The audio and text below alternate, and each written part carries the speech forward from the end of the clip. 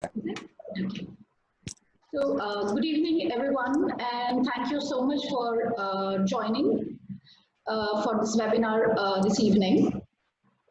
The lighting industry is in the midst of two concurrent upheavals. First, the light emitting diodes, that is the LED lighting, is gaining market share rapidly over the incumbent technologies.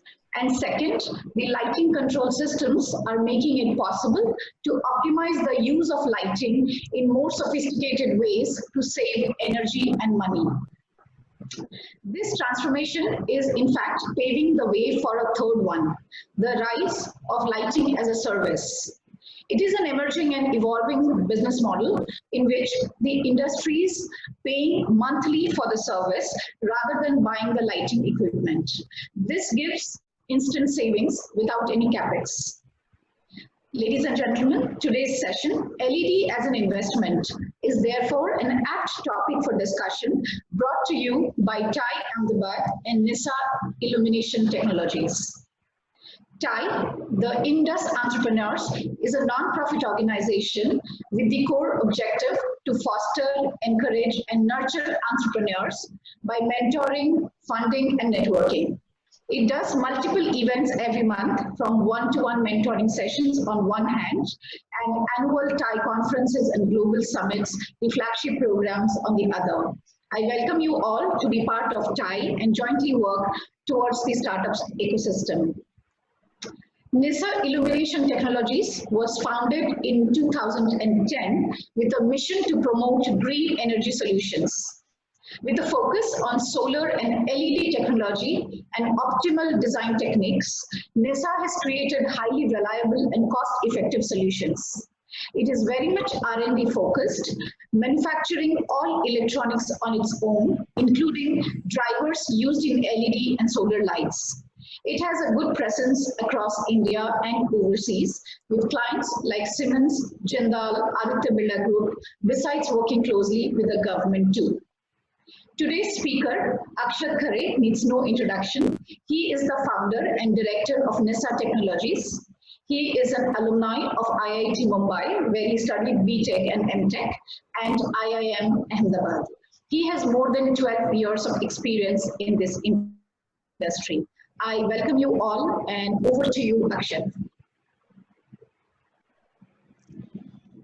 Thanks, Piali, for the introduction, and many thanks for also explaining the LaaS model as a service model. I think you have done a better job than I would have done in the presentation.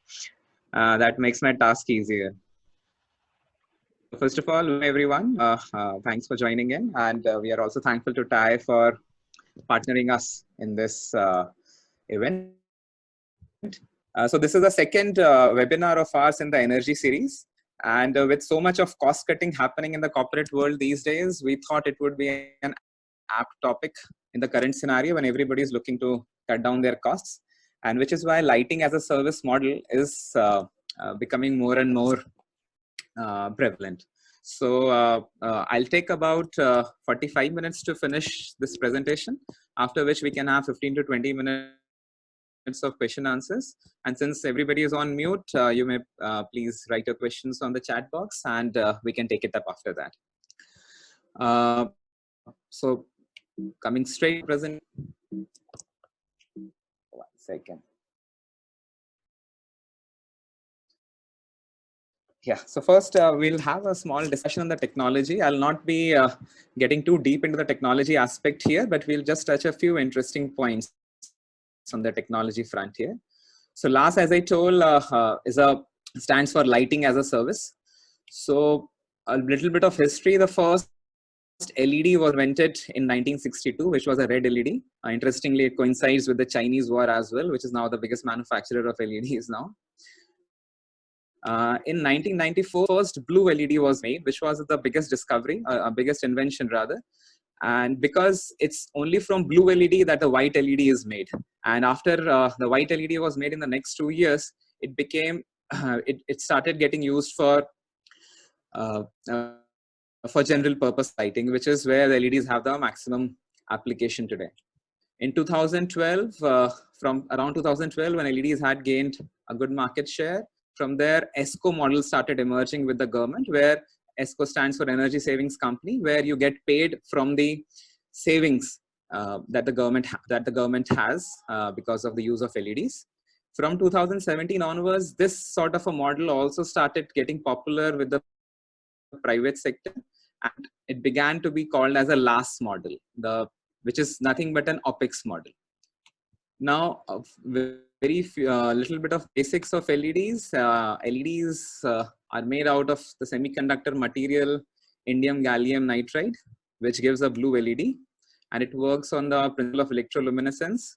Now, white LED is made, very interestingly, white LED is made using a phosphor coating on a blue LED, which is why the advent of blue LED was so important, because the phosphor coating is yellow in color, so blue plus yellow will give you white. So that is how the white LED came into the market. Now, the key parameters when you evaluate the quality of an LED are the lumens, that is the total light output of it, a CCT, CRI, we'll come to it in the next few slides, and the efficiency, which is how much of lumens, that is how much of light are you going to give per unit wattage of consumption. And needless to say, it has become a pretty popular thing now, LEDs. So it comes with very obvious advantages, like it has very low power consumption, it has high durability, very low heat emission, as well as it is environment friendly. Now we talk about one of the key parameters that we're talking about, which was CRI. CRI stands for color rendering index. For a layman, it just means that how clear can you evaluate each and every color under the light. So sunlight is supposed to have a CRI of 100. And relative to that, how is the quality of the other light? So this picture shows a comparison of CRI of 62 and CRI of 93. As you can see, as the CRI increases, you can identify the colors in a much better way. Same with the gems over here, and then in the below pic, as you see the fruits. So with 80 CRI, you cannot identify the colors as well as you can identify with a 92 CRI. So that is what is meant by a color rendering index of the LED. There's another important characteristic called as a correlated color temperature, which basically means what is the color of the light that is going to be emitted from the LED. So it is related to the black body radiation at different temperatures, but to give you a very laymanish kind of an idea, it's like this. This is the important graph for us. This one. So here, as you can see, at 1500 Kelvin, it will be slightly orangish. At 4000 Kelvin, it will be more towards white. It's called as neutral white. 6000 Kelvin, it will be the color of the light will be white. So this is how we define the color temperature of the LED, whether it is yellow or more towards white or more towards blue. And as it increases, the tint starts shifting towards the blue color. Now, this is a technology comparison that I have done from various resources. So the various technologies that have been historically been used in lighting start from incandescent lamp, which was a yellow bulb that we used to have. After that, there was a CFL, then sodium metal halide, and then came LEDs. So this is how more or less the transition of technology has been. And if we evaluate them on various parameters, you will see that there are green boxes. Green boxes mean the winner in each category. Red boxes would mean the loser in each category. And as you can see, in most of the categories, LED comes out as the winner. If we talk about the lifespan LEDs have 50,000 to 1 lakh hours of lifespan compared to just 1,000 hours of incandescent. In CRI, lighting to the LED technology because of the advantages that we have already discussed. And that gives you at least a 60 to 70% kind of a savings. Now, once you get these savings, then there are two models. One model is called as the CapEx model. Other one is called as the OPEX model. The OPEX model is same as the LaaS model. So CapEx would simply mean that the customer pays for the LED light, purchases it, and puts it on his office. That is fine. Now, what has evolved in the last couple of years is the OPEX model, which we call as a lighting as a service model, where whatever savings you are getting, you are only paying that much of an amount or a fraction of that amount without making any initial investment into the purchasing of equipment. So what is the big advantage? You don't have any initial investment initially. The payment is only based on the savings calculations, and you get the full service support from the vendor who's doing it for you. And most importantly, it becomes an off the balance sheet investment, meaning all this investment will not show in your balance sheet, which means your balance sheet will be much healthier, and you don't have to compromise on your, let's say, of your loans, etc., for a lighting part. So that means you don't have to take any loan or a financing sort of a thing for this. You can totally take it out of your balance sheet and utilize your capital for better things in the company, which will which will mean more business development activities for you. Which is why, because of these advantages, the LaaS model has suddenly started picking up in the last couple of years, and it is projected to become a 2.6 billion US dollar market by 2026, which is almost like I think around 18,000 crore kind of a market. This is how the arrangement looks like. That these are two different kinds of models. The first one is the original LaaS model, and the second one is a slight variant of that, which I will call as an LaaS. That means a modified LaaS model. In the LaaS model, there is a manufacturer, there is an SPV, there is an investor, and there is a client. So these are the four entities involved in the arrangement. The manufacturer sells the LEDs to the SPV and gets the payment instantaneously. That purchase is funded by an investor who gets returns out of it. Then the SPV rents out these lights to a client, and the client in turn pays the SPV in the form of EMIs. That is a very simple model. So from SPV to the client, the transaction will be on rent, and it will not be transfer of ownership of the asset. In the modified LaaS arrangement, the only difference is that the SPV actually makes a sale to the client, and the client still pays in EMIs, but now the ownership of the assets is on the name of the client. So that's the minor difference between the two models. In the LaaS model, by the way, the GST is straight away returned by the client as an upfront payment, but that is not really any investment for them because they get the due credit for that as well. So these are the two LaaS and the LaaS models. Our analysis would be mainly based on the original LaaS model, which is the upper one. So what are the savings? What are the advantages? You get zero initial investment. You get to do zero initial investment. You pay installments only for 24 months. In our modeling, we have done it for 24 months. And while you can get service support and full warranty for 36 months. Now, you can also take full depreciation benefits in case of an LaaS model, but not in the LaaS model. There is no capex budget required, and you get additional 35% savings in the existing lighting, and O&M with zero investment. So that means all these kinds of savings and all these kinds of things, advantages start getting accrued to the customer. There are about 8 steps required in having these kinds of models. The first one, you have to perform a site survey and gather the details of the light fittings. Then you actually measure the lighting levels currently, and you also consult the people over there about what are the desired lux levels. By lux, I mean the intensity of light that one is getting. And then based on the discussion, in step 4, you finalize the acceptable lux levels.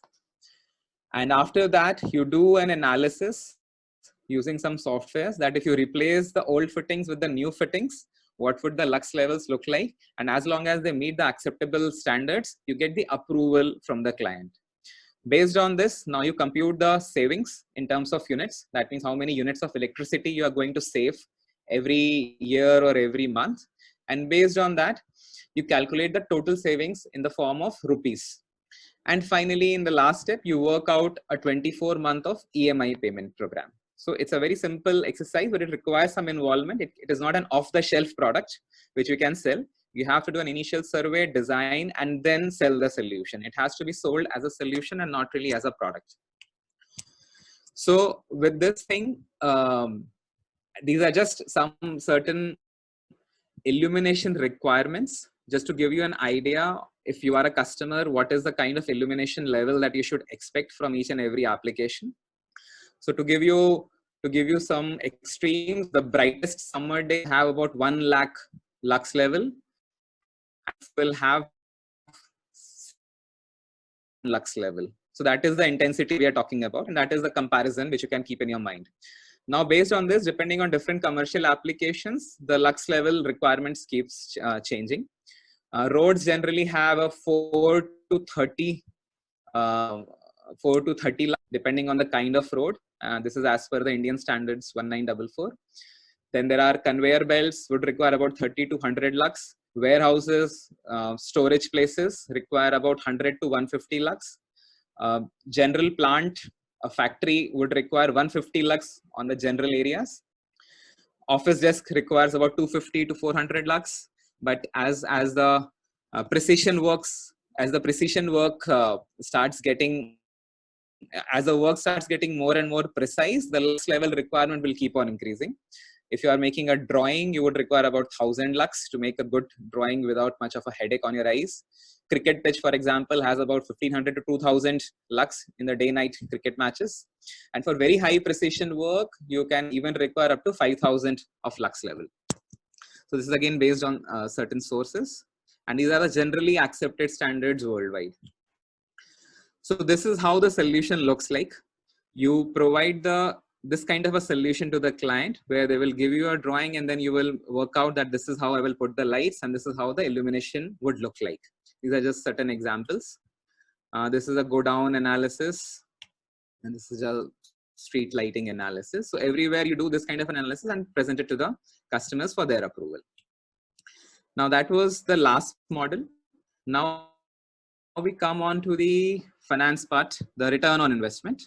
How much are we actually going to make from this thing? So again, in the return of investment calculations, I have tried to make it as close to reality as possible. And so that is why I would present the first 6 assumptions, first of all, in front of you. The first assumption is that I have assumed the original LaaS module, the one we had seen just back, in which there is a manufacturer, there is a customer, and there is an investor. These are the 3 people involved, the 3 stakeholders in this entire model. Then a 2-year contract duration is assumed, and a 3-year warranty is assumed on the products, which is very, very, very easily possible from a lot of vendors. The customer keeps 35% of the savings and pays 65% as EMI. So that is the advantage that we are giving to the customer, that whatever savings you are going to get out of it, you will pay 5%, you will pay only 65% of those savings, while you will retain 35% of savings with you. The marginal cost of electricity is assumed to be 7 rupees per unit. If you look at in Gujarat, it is about 7.27 rupees per unit from Torrent Power. So that is why I have been a little conservative, and I have assumed it to be 7 rupees per unit in the industrial areas. I have assumed 12 hours of operation, and I have assumed 10% equipment depreciation rate, which is allowed by the income tax laws in India. Then outdoor lighting project is assumed, wherein we are changing sodium and metal halide by LEDs.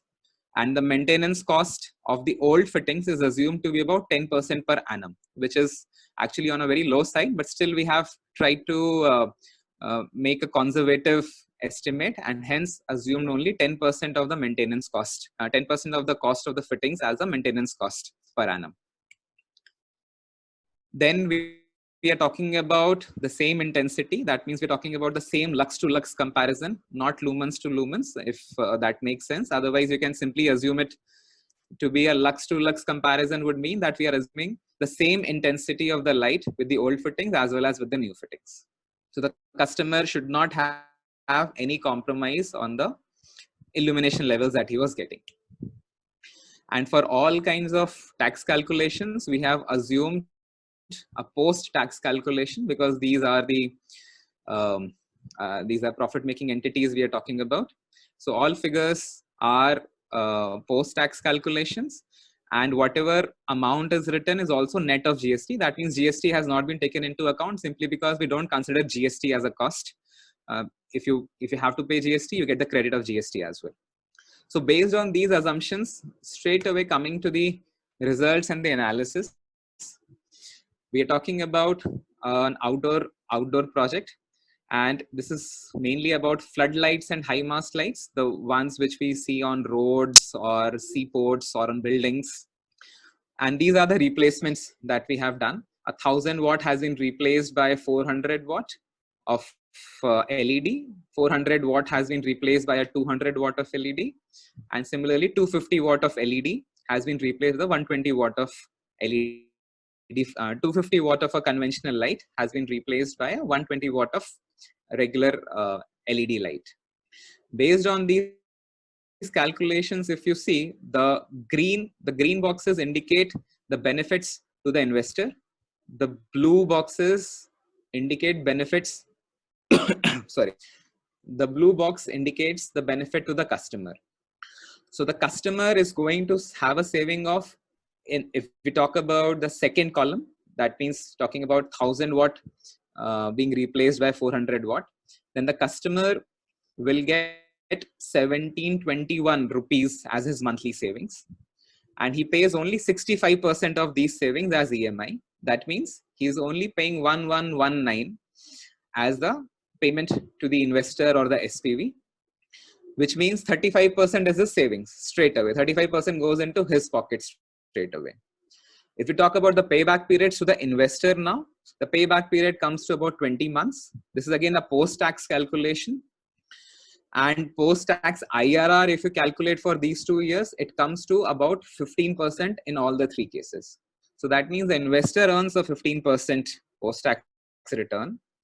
The customer gets to keep 35% of savings with him, and the manufacturer gets paid upfront. So all 3 entities benefit this way. A few assumptions again are mentioned here. We are assuming a tax rate of 25% on income. And another important thing to notice, the net savings to the customer are about 22%. Why? Because he's getting 35% of the savings, and the savings themselves are about 66% of his original bill. So it's 35% of 66%, which comes to about 22%. So the net savings in operating expenditure for the customer will be about 22% in this case. Similarly, if we talk about,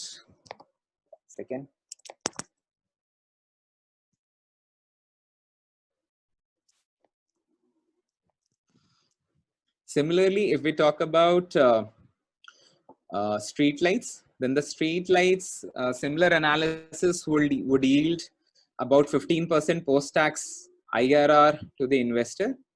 And by the same calculations, the customer would be saving about 435 rupees per month, of which he will be paying 282 rupees as payment to the SPV, and he'll be keeping the rest of the money with him. Again, the net savings to the customer again come out to about 22%.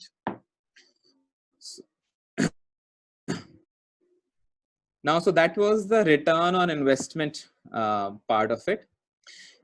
LEDs, apart from giving you this economic advantage, they are also helping us saving a lot of carbon emissions into the environment. And that is where we'll discuss the climate impact of this entire arrangement. We have seen the benefits that come to the investor, to the customer, and to the manufacturer. Now, what does the society gain as such, which is also a fourth stakeholder in this entire arrangement? First of all, to give you an idea of the climate change today about 36.5 billion tons of carbon emissions happen worldwide every year. Today, the carbon dioxide content in the atmosphere that we live in is about 411 ppm, which used to be 280 ppm at the pre-industrial level. We define pre-industrial level as around 1850. There is a consensus amongst all the scientists now that if the temperature today goes beyond 2 degrees Celsius, above the temperature on the pre-industrial levels, it will cause some irreversible damages. So there will be heat waves, the polar ice would melt, the sea levels would rise, and there would be drought, and all kinds of irreversible damages can happen. The word irreversible is important because if you cross 2 degrees Celsius, then there is no coming back. There is a general consensus on this thing now. Now, 1 degree Celsius rise has already happened today from the pre-industrial levels. So that is why there have been a lot of climate agreements amongst international bodies. So the Paris Climate Agreement, which happened in 2015, was about keeping the global temperatures well below 2 degrees Celsius so that the irreversible, we do not cross the threshold, and they try for 1.5 degrees Celsius. But that has lost some momentum simply because the USA has signed out of it. USA, under the able leadership of Donald Trump, thinks that climate change is a hoax, and so they have opted out of it. Now, what we have to realize is that even if we want to keep the overall 1.5 degrees Celsius as our target, that let's try to keep 1.5 degrees Celsius as a target. For that to happen, you need to have 45% reduction in the carbon emissions today by 2030. And by 2050, you have to become a totally carbon neutral world. What is meant by carbon neutral world is whatever emissions you are making, that is being compensated by the extra forests that you are growing, which is not the case today at all. But if we want to maintain a 1.5 degrees Celsius target, then we have to become carbon neutral by 2050. A lot of studies indicate that. Amongst all the countries, European Union has been the most progressive. They have actually, they are the only international entity which has actually pledged for these kinds of targets. They have pledged a few years back only. In fact, I think last year only they have pledged that they would want to become carbon neutral by 2050. They are not on track yet, but at least they have pledged it, and they are the only entity that has pledged it so far. Now, at current levels, if we do not do anything about it, then by 2040, we are going to cross the 1.5 degrees Celsius threshold. And by 2100, we are going to be 3 degrees Celsius above the pre-industrial levels. And that is nothing but catastrophe. Biggest polluters today, China, US, and interestingly, India now. So India has become the third largest polluter now.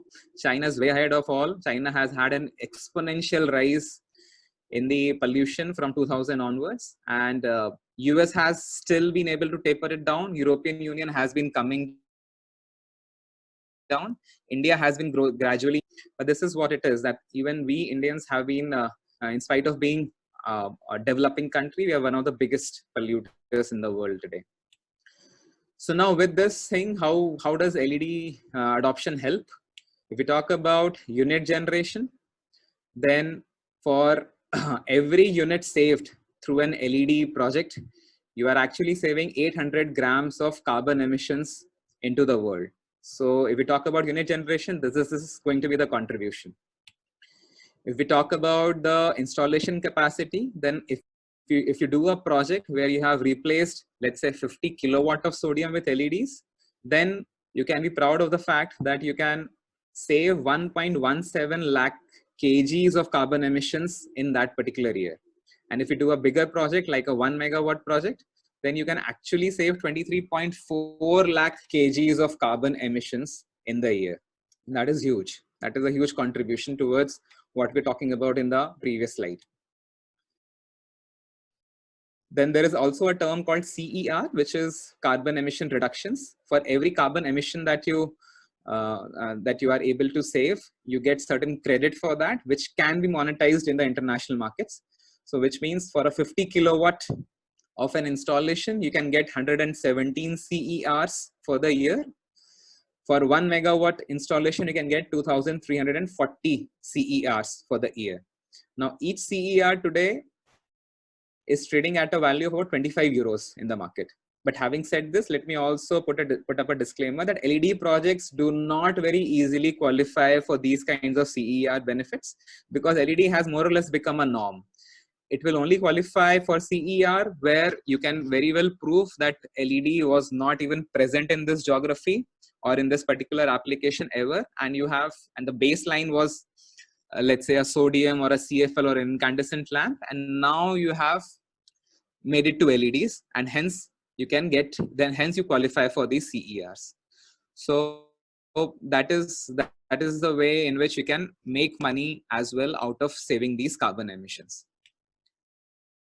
Plus, another thing is there is no mercury content inside. So apart from reducing the carbon emissions, you're also reducing the mercury emission into the wasteland. We had done these kinds of projects with a few clients in the past. So it is no longer just in theory these days. We are one of them. There are a few other companies like Ultravolt in US and a few other companies in India which have also started taking up these kinds of LaaS projects. So just to present a few case facts, we had done one with IIM Ahmedabad where the total, which was our first project way back about 4 or 5 years back, and we had demonstrated a percentage savings of 67% in their electricity bill, and saved about 39,000 units for them per year. Then we did projects with Adani Mundra as well, where we saved 21.68 lakh units and demonstrated a savings of about 61% for the client. This was also on LaaS model. We had done it on LaaS model, just to make facts clear. Then we had done one for the Kandla port as well, where we demonstrated savings of about 60% and the customer saved 18.87 lakh units of electricity per year. And that had a duration of about 36 months. Then another one similar to that, Adani Dahej port, where 52% savings were there and 12.65 lakh units was saved for the entire year. And that was a 12-month duration. So what I'm trying to say is that this duration keeps on varying depending on clients' preferences, but that doesn't change the overall economics. The economics is still there for everyone to benefit out of it. Now, this is the last slide where we're talking about a few points to keep in mind in this entire discussion. One thing is that as a thumb rule, if we do not want to get too much into the technology aspect and we want to just think about a thumb rule, then with LEDs, you can have 66% power savings in the outdoor applications. In the indoor applications, you can have about 55% of savings. The reason for that difference is because in the outdoors, you can very well utilize the optics and spread the light in the direction in which you want it. While in indoors, you want light everywhere. So that is why LEDs have a greater edge in outdoor applications than in indoor applications. But nevertheless, you still save 55% of your power bills. And compared to incandescent lamps, you can actually save 90 to 95%. I can still see a few clients, even in urban areas, a few people even in urban areas who still use those old yellow bulbs. And that, of course, has to be totally thrown out and replaced with something more efficient. Another thing to keep in mind is that the LaaS model, the lighting as a service model, is less risky compared to the long duration solar power purchase agreements. Solar PPAs have become pretty common now, not just in India, but even worldwide. And those have a duration of about 20-25 years. While in LaaS model, I advocate a smaller duration of about 2 years, so as to make the entire project less risky, both for the customer as well as for the investor. And hence it becomes easier to, since the risk element is lower here, it goes through much better compared to the solar PPAs. It is, as I had told before, it is a great methodology for off the balance sheet financing.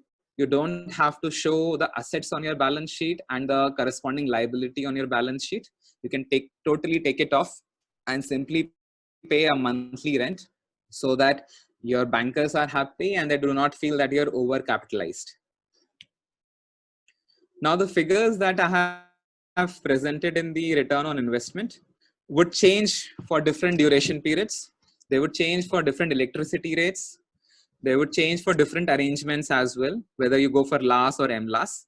But the point that I was trying to make is that the economics is very much there for everyone to benefit.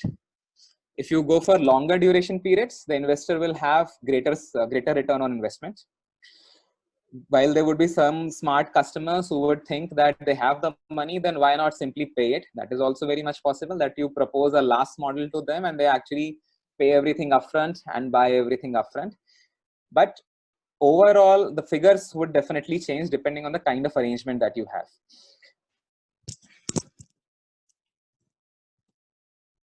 If we also do some kind of an extrapolation where we think that the entire LEDs in the country, entire lighting system in the country gets changed to LEDs, then you can have a 20 gigawatt of power savings for the entire country. Now that is huge. The total gigawatt, the peak gigawatt requirements in India are about 200 250 gigawatts. So that means we can address almost 10% of that peak by simply going through this kind of a route, which is good for everyone and which will suddenly bring down the overall power requirement in India from 200 gigawatt to 180 gigawatts that way. Same thing. By the way, the total power capacity installed in India is about 350 to 400 gigawatts, of which about 200 to 50 gigawatts gets addressed on the peak. Also, one more thing that we need to understand is that the LED chip doesn't come with a single day warranty. I would again like to emphasize on this point. So that is why if you want to go for this kind of a model, you have to understand that LED chip will only work for as long as the manufacturer designs it for, which means the LED chip can very well get damaged very soon, unless and until you take into account all kinds of technological aspects that we were talking about. So the product has to have a warranty, and the product should be designed in such a way which takes care of all these things like thermal management, driver design, optical design, and all the things that we talked about. Only then can you think that the lighting as a service will become a sustainable model for you. Ultimately, it's a service. So as long as the service is good, you will be happy. So the service can be good only when the product is good, which means you don't have to have frequent breakdowns. So which is why the technology aspect is that much important. So you cannot just go to a local shop, buy a few LEDs and replace it. That may or may not work.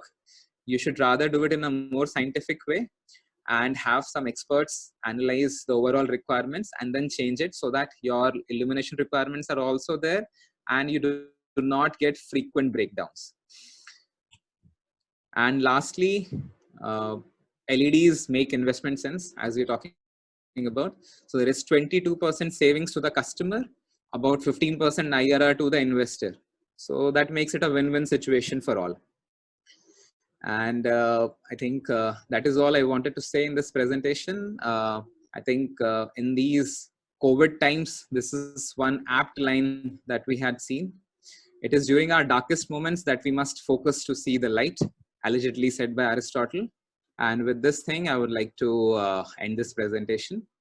Thank you so much. This is my contact and my Twitter handle on this thing.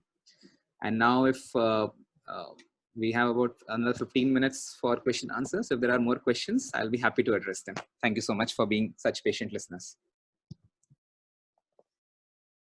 Okay, thank you so much. We'll quickly begin the question answers. I'll first read out some questions from the chat box, and then we'll get some few more if time allows. Sure.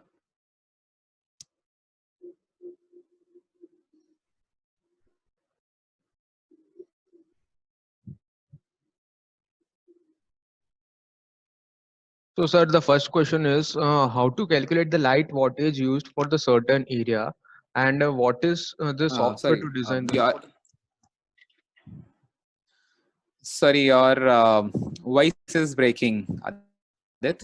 Hello, is it audible now? Yeah, better.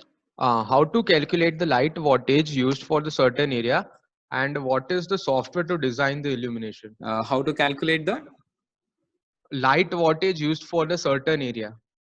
Okay, so I would say I'll again go to a simple slide here. This one. So talking about just thumb rules, if you know that you have been using in the indoors, if you are using 100 watts of power and you want to change it to LEDs, as I said, you can get 55% savings. So that means you will go with somewhere around 45 watts of LEDs, and that will give you almost the same illumination that you were otherwise getting. For outdoor applications, if you were using 100 watts of, let's say, a mercury lamp, then if you want to replace it with LEDs, then you will go with something like a 34 watt of LED, which means 66% savings. So these are the thumb rules that you have to go with. As a very broad thumb rule, whatever you are consuming right now, you can assume that you can save about 50 to 60% of power. So if you are, so that, which means simply just do a 1/3 of your current power consumption. So if you are consuming 100 powers, you can bring it down to 30. If you are consuming 100 watts of power, you can bring it down to 33 watts of power. That is the general thumb rule. If you want to do it very, very scientifically and actually arrive at a more scientific solution, then this is how you will have to do it, through these kinds of simulations for which softwares are available. So either use a software for an exact calculation or do a thumb rule kind of an analysis the way I explained it. Hope that clarifies. So they are also asking the names of software, if we can say them. Okay, so this software is called as Dial-Lux software. It's a free software available and everybody can make use of it.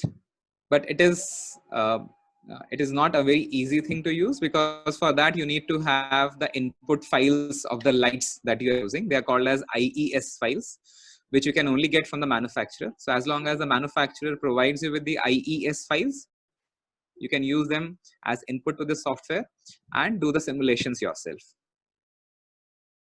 Thank you, sir. The next question is how to calculate savings for the customers.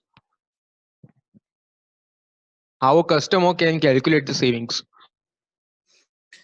So the customer can calculate savings again with the same thumb rule, that you are going to you're going to do about 60% of your power savings.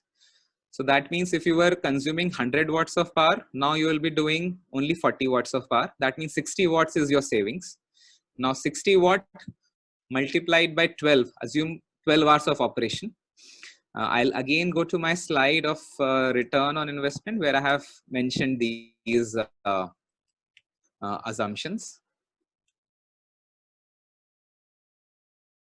Yeah, so the third assumption that you see here is a 12-hour daily operation.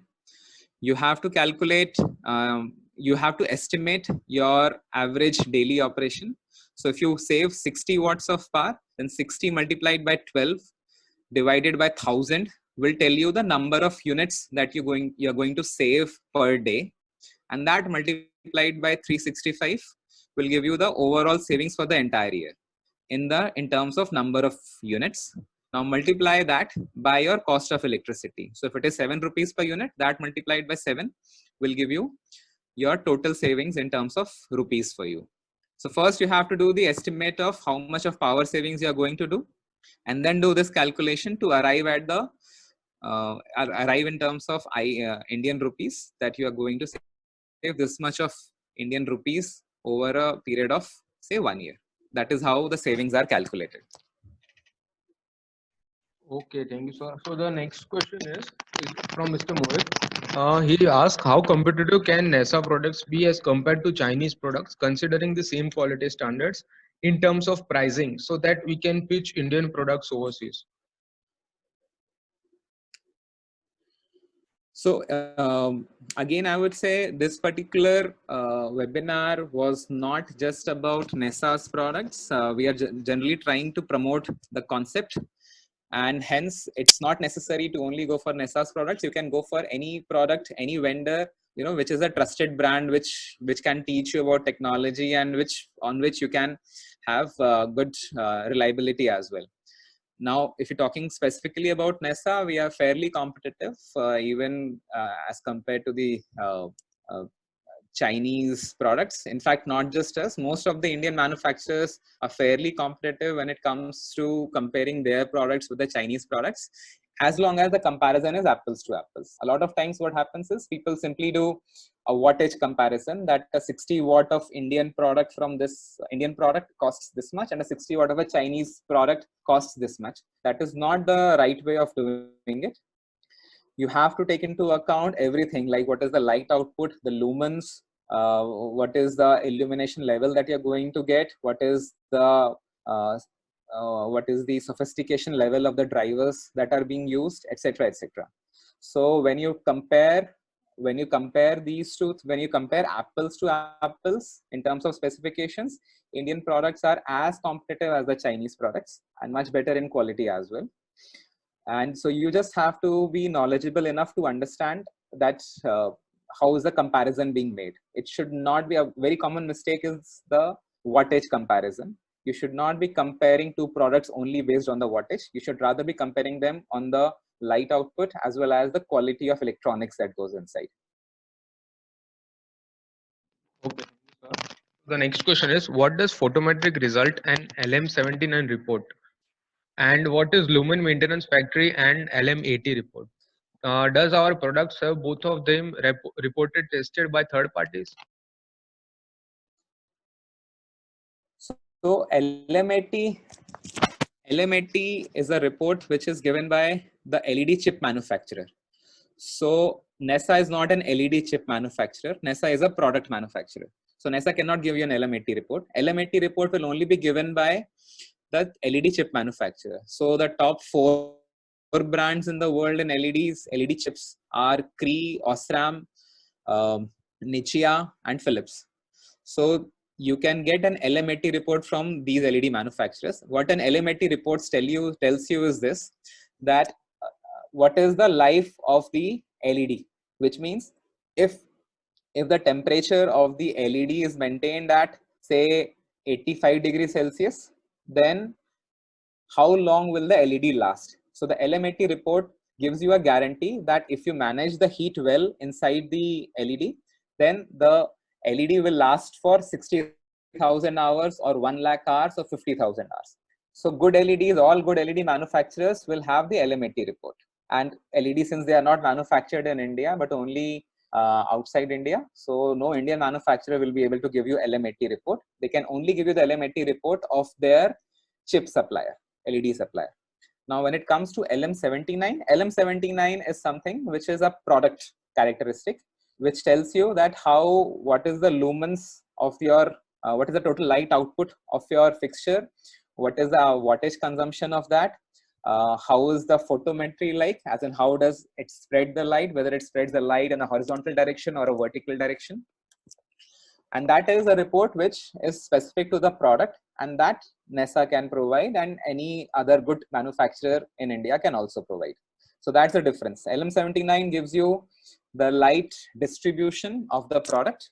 LM80 gives you the life of the LED chip. Okay, thank you, sir. So the next question is, how LaaS model is viable for indoor lighting and any software to calculate that?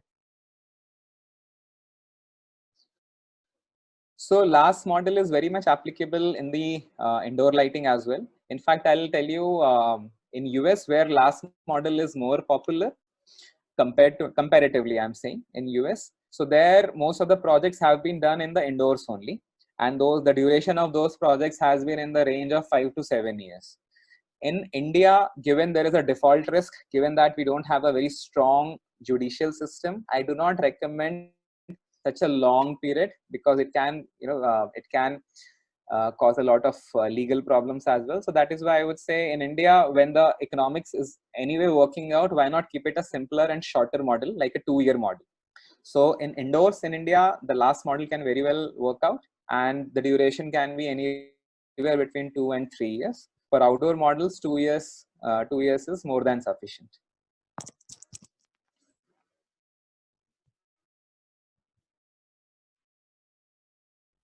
Adit, you can ask the next question. Yes, sir. Hello. The next question is, what's the availability of products and how can we explain convenience to the society management?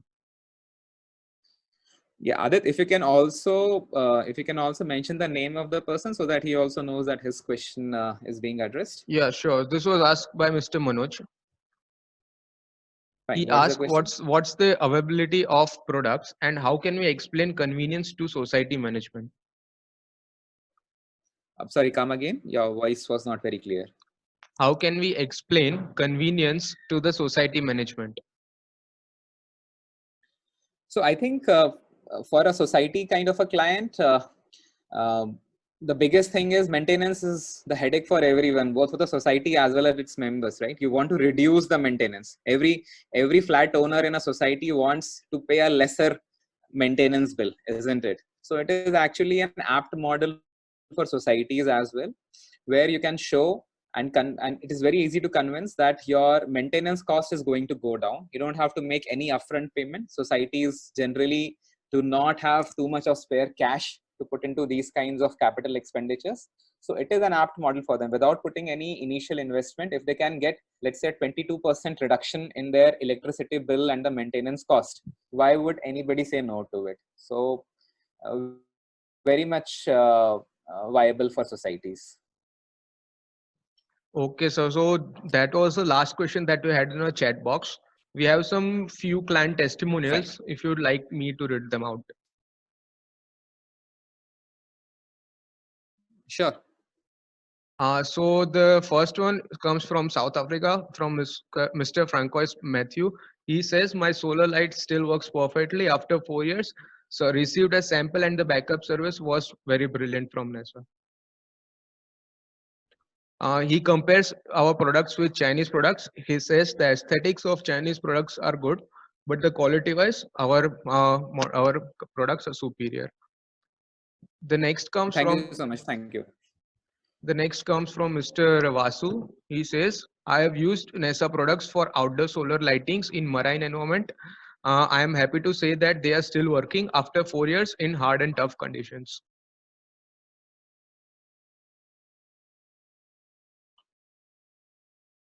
Yeah, so that's it. So that's it in the chat box. Thank you again, sir. Thank you so much for the nice words. These things definitely encourage us to do things more enthusiastically. Thank you so much.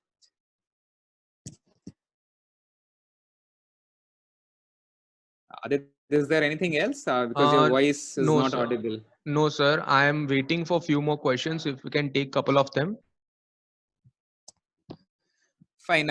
If at all there are, because anyway it's 6 o'clock and it was supposed to be a 1 hour session only. If there are few more questions, we can take them for next couple of minutes. Otherwise, we can conclude.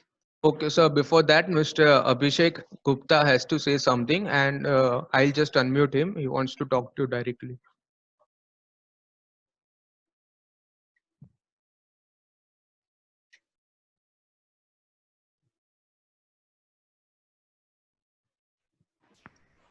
Mr. Abhishek, Hello. you're online. Yeah. Hi, Akshat. Akshat, Hi, I hi just want. Abhishek. Hi. Please tell me. Yeah, I just want to know, as per the US norms, will this product work out there? Will it get the certifications? Because we are one of the leading exporters of solar products from India. So will it clear? What are the certifications that NASA has so that it gets cleared? We don't get. Okay. See, in most of the there are two kinds of markets that are happening in US. One is which requires a UL certification, and the other one is also there which doesn't require UL certification. So in certain applications like pharmaceuticals and oil and gas and those kinds of sensitive industries, the UL certification is compulsory, which today we haven't got. We have got it for we have got the European standard certification, that is the CE certification. But is fine enough. there are also a lot of LEDs, right? So that is what I was saying, that a lot of customers are okay with CE certificates as well. And as long as that is there, a lot of US customers accept it. So So in CE that case, in certification those applications, very well qualified. can help But us in even hiking. otherwise, sorry? CE certifications can get us to Haiti and the South American countries. Right. True. And they are very well, of course, acceptable in Africa, Middle East, Europe as well. Exactly. Right. But certain very stringent industries in US will require a US certification, which today we don't have, but it's not very difficult to get. So as long as the opportunity is there, we can get it. Yeah, means now as per the norms, means most of us will be working from home for next normalcy. This is a new Right. normal. So the True. illumination, Very true. so as an architect, when you have to provide services for designing so in furniture, for illumination, what all things that you are providing, so that a person who is extensively using a space with where in at offices what you have the white spaces where illumination can be controlled, but in homes we don't care about, while designing we don't check about the illumination that True. much. Absolutely. So that is why, in Will fact, you be assisting architects in that sense? Okay, this is the home environment, and now you have to work at home also. So these are the aspects that you need to maintain it out. Okay. So in fact, we do work with a lot of architects very closely, and we provide them all kinds of software simulation files as well, which give them an idea of how the illumination will look like. So that is something which we anyway have been doing and will continue to do with you as well. No problems with that at all. Do you have an outreach in Kolkata? We do have, in fact, we have sales people there as well in Calcutta. And maybe after this thing, if you can ping us, I can put you in touch with him. I have already given my details in the chat, so I think NESA people should contact me. Sure, Thank you. Adit. Please take note of it. Thank you so much. Thank you. Yes, sir, noted. Adit, anything else? That's it. That's it for today. Okay. We can end this session. Okay. So once again, thank you to everyone, and thank you, Chai and everybody, for being such patient listeners. Thank you so much. We'll close it here. Or are there any parting words to be said by Tai? If that is so, please go ahead, Pyali.